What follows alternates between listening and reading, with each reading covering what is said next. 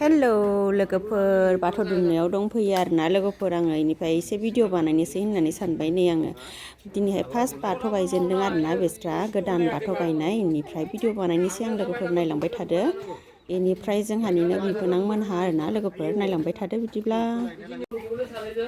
कबि मैगं लाब्रानि थाखाय नै साराय गिदिर सारायाव एवगोन बानलु बिलाहि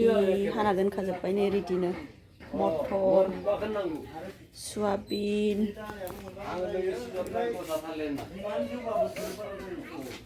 अर जरायनोसै ना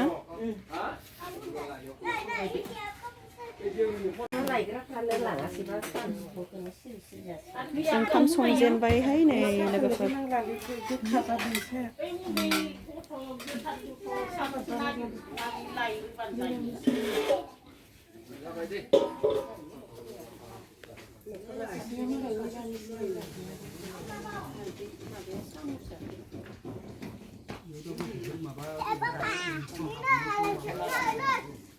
बे आसल माबा मुखुता थायोना मन्दिराव थानाय गाखिरखौ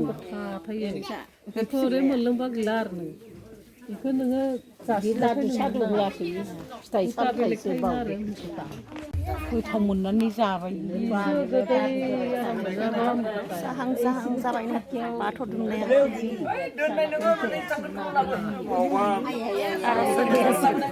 दरखौ मारना लादो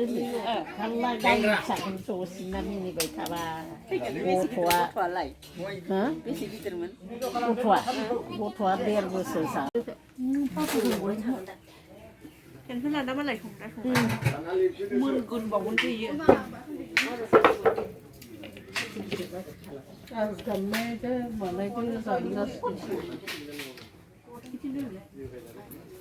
बिष्णुखौ बुना हरदों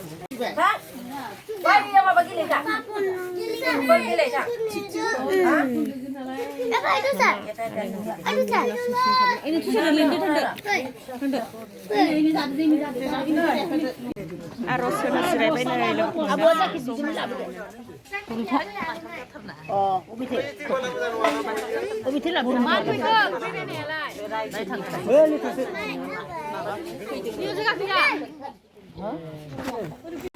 आर'ज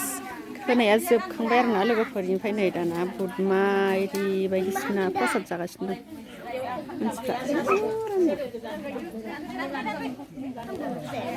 बुद जानोसै मामि बिष्णु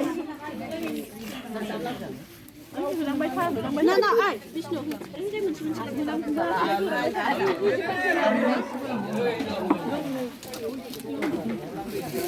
ओइ गियानदो औ नोंसोर ओंखाम जानायखौ साफायनि खोमसि जालायलायबाय जाखांजोब्बाय जाखांबायानो नांला जेबो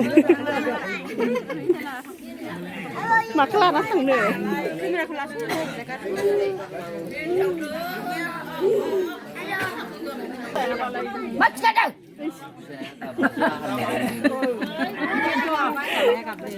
गोथावथार जादों आरो इयो ओंखायनो मा थिखांदों जालायदों बारा जानायखाय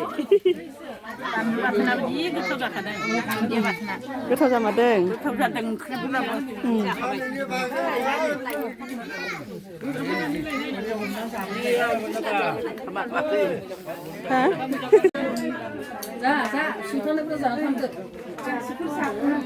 ओंखाम ओंख्रि माखाया लाब्रा